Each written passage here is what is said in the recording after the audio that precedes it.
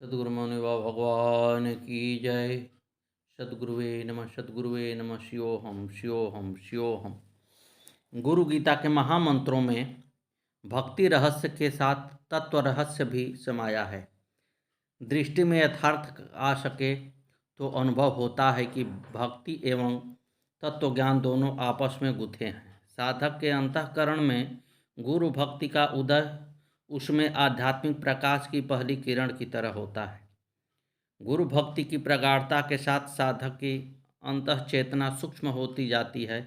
इसी के साथ उसके अनुभवों की सीमाएं व्यापक हो जाती हैं। इनके स्तर एवं स्थिति में भी बदलाव आता है। इस प्रक्रिया के क्रमिक रूप में साधक की सत्य एवं तत्व की झलक मिलती है।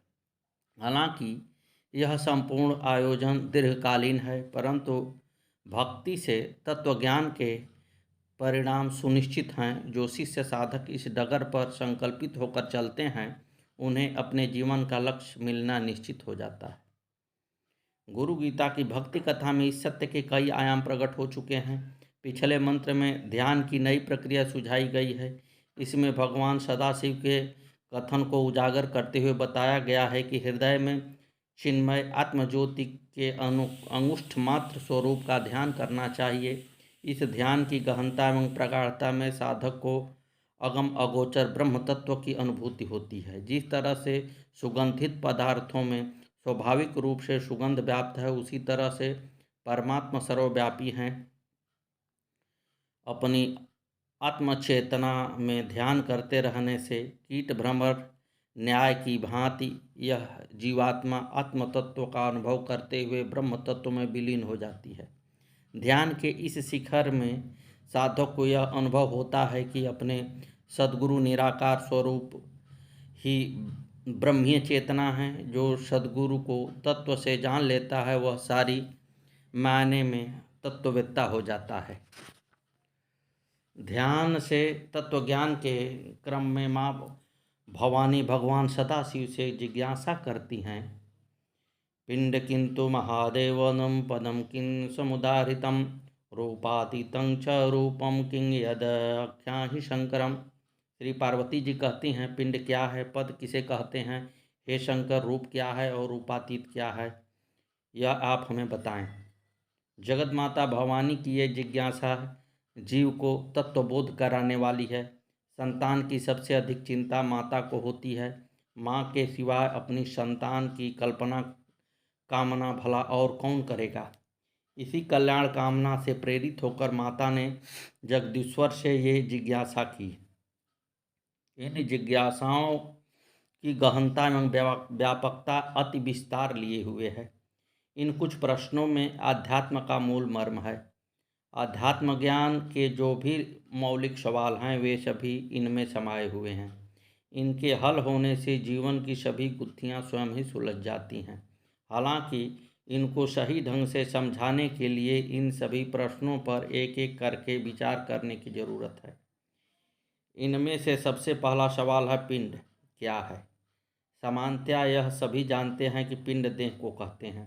देह की अनुभूति सभी को होती है। विशेषज्ञ इसकी रचना, क्रिया, विकृतियों एवं इनके समाधान को जानते हैं। चिकित्सक विशेषज्ञ वर्षों तक लगातार इसे पढ़ते हैं, इसके बारे में अनुसंधान करते हैं। हालांकि इस अथक परिश्रम के बावजूद कबूल करते हैं कि उनके शोध प्रयास अभी अधूरे हैं। इस देह ज्ञान से अलग पिंड का तत्व ज्ञान अलग है। पिंड चिकित्सा विज्ञान का शब्द न होकर योग विज्ञान का शब्द है। इसे योग की दृष्टि से ही सोचा और जाना जाना चाहिए।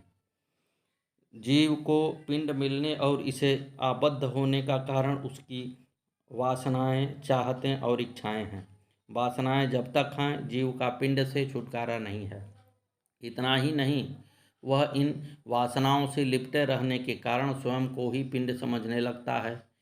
ग्रामीण अंचल में एक बड़ा प्रचलित मुहावरा है, पिंड छुड़ाना। किसी जंजाल या विपत्ति से पीछा छूटने पर कहते हैं कि चलो पिंड छूटा। भले ही इस कहावत पर किसी ने गहराई से विचार न किया हो, परंतु सच यही है कि पिंड छूटना बड़े महत्व की बात है। परंतु योगी जन जानने जानते हैं कि वासनाएं कुंडलिनी शक्ति के जागरण एवं ऊर्ध्वगमन के बाद ही छूट पाती हैं। सो वासनाओं और इसे पैदा होने वाले कर्म बीजों व इसके परिणामों को जिसने जान लिया, समझो उसने पिंड के तत्व को जान लिया। माता जगदम्बा प्रभु से अगला सवाल करती हैं, प्रभु पद किसे कहते हैं? यह पद शब्द भी यौगिक शब्दावली की एक गहरी विशेषता है। योग में जीवात्मा को पद कहा गया है। इसका एक नाम हंस भी है। इस हंस का ज्ञान सामान्य जनों को नहीं होता, क्योंकि वासनाओं से चंचल प्राणियों में यह अनुभूति नहीं हो पाती। जब वासनाओं का वेग थमता है तब प्राण स्थिर होता है और प्राणों की इस स्थिरता में हंस का अनुभव होता है। यह अनुभव जीवात्मा का है। जीवात्मा का मतलब है आत्मचेतना का वह स्वरूप जिसने प्रकृति बंधनों के कारण जीव भाव को स्वीकार कर लिया है। जीव भाव से मुक्त होने पर ही योग साधना में आत्मतत्व की अनुभूति होती है। इसी क्रम में माँ की अगली जिज्ञासा है कि प्रभु रूप क्या है। रूप का मतलब है आत्मरूप का। यह आत्मरूप है आत्मज्योति रूप नील बिंदु। इसका अनुभव साधक को आत्मज्योति का अनुभव देता है। इस अनुभूति के साथ ही साधक को अपने आत्मरूप का ज्ञान व भान हो जाता है। सभी जप योग एवं तप का सुफल यही है। जिसकी यह स्थिति नहीं है, समझो उसे अभी आध्यात्म की कक्षा में प्रवेश नहीं मिला। योग साधना में रूप दर्शन एवं रूप मुक्ति यही दो क्रम हैं। इन्हें पूरा कर लेने पर रूपातीत अनुभूति का क्रम होता है। यह आध्यात्म विद्या की उच्च कक्षा है। इसमें प्रवेश साधक को जन्मों की साधना के बाद मिलता है। इस उच्च कक्षा के बारे में जगत माता भवानी अगली जिज्ञासा करती हैं, प्रभु रूपातीत क्या है? रूपातीत है ब्रह्मीय चेतना। सभी रूप इसी में उदय होते हैं और इसी में विलीन हो जाते हैं। यह अनुभूति विरल है। जन्म जन्मांतर की साधना के बाद ही साधक इसकी प्राप्ति का अधिकारी हो पाता है। इसे पाने पर न शोक रह जाता है और न मोह। माया से परे अगम अगोचर प्रभु की अनुभूति अति असाधारण अनुभव है। इस अनुभव में साधना की सार्थकता है। यही जीव शिव बनता है। इस शिवत्व की प्राप्ति में उसकी गुरु सेवा की सफलता है। उसके सद्गुरु के वरदान का सुफल है। जिसको यह मिल गया, समझो उसे सब कुछ मिल गया। हालांकि यह तत्वबोध होता है क्रमवार ही। सबसे पहले पिंड बोध करना होता है। किन वासनाओं के प्रतिफल से यह देह मिला है, किन कर्म बीजों के कारण वर्तमान परिस्थितियां हैं, इसे अपनी साधना की गहराई में अनुभव करना होता है। इसके बाद आता है प्राणों की गति का क्रम। प्राणों की गति का ऊर्ध्व स्थिर होना जीवात्मा के साक्षात्कार का कारण बनता है। इसके बाद ही हो पाता है आत्मज्योति के दर्शन का क्रम और बाद में ब्रह्मीय चेतना से सायुज्य की स्थिति बनती है।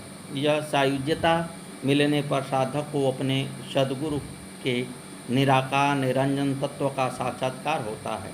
माँ की इस जिज्ञासा में भगवान सदाशिव के उत्तर अत्यंत मर्मस्पर्शी है। सद्गुरुदेव भगवान आए, नमो नमः। गुरु गीता में योग साधना के गहन रहस्य उजागर होते हैं।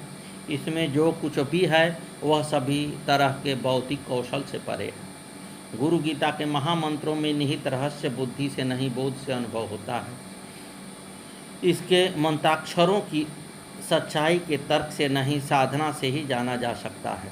जो लोग गुरु गीता को बुद्धि और तर्क से जानने की कोशिश करते हैं, वे अपने ही जाल में उलझ कर रह जाते हैं। गुरु गीता के संबंध में उनकी बौद्धिक तत्परता उन्हें भ्रमों के सिवा और कुछ नहीं दे पाती।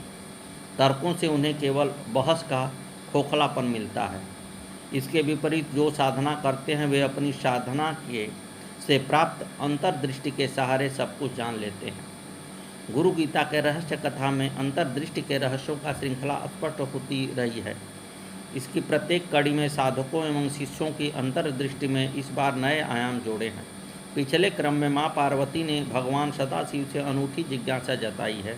उन्होंने पूछा है कि हे महादेव, पिंड क्या है, पद किसे कहते हैं, हे भोलेनाथ, रूप क्या है और रूपातीत क्या है। माँ की ये सभी जिज्ञासाएं जीवात्मा के अस्तित्व के अति गूढ़ प्रश्न हैं और इसका उत्तर किसी भी तर्क या बौद्धिक अनुमान से संभव नहीं है। इन सभी प्रश्नों का उत्तर केवल साधना की समाधि से शिवमुख से सुनकर हो ही जाना जा सकता है। इस साधना रहस्यों को अपने श्रीमुख से उद्घाटित करते हुए भगवान महादेव कहते हैं, पिंड कुंडलिनी शक्ति पदमहंसमुदाहृतं रूपं बिंदुरिति गेयं रूपातीतं निरंजनं।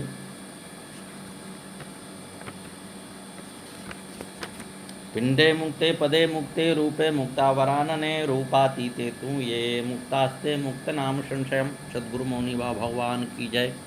सद्गुरुवे नमः। सद्गुरुवे नमः। आगे की कथा कल।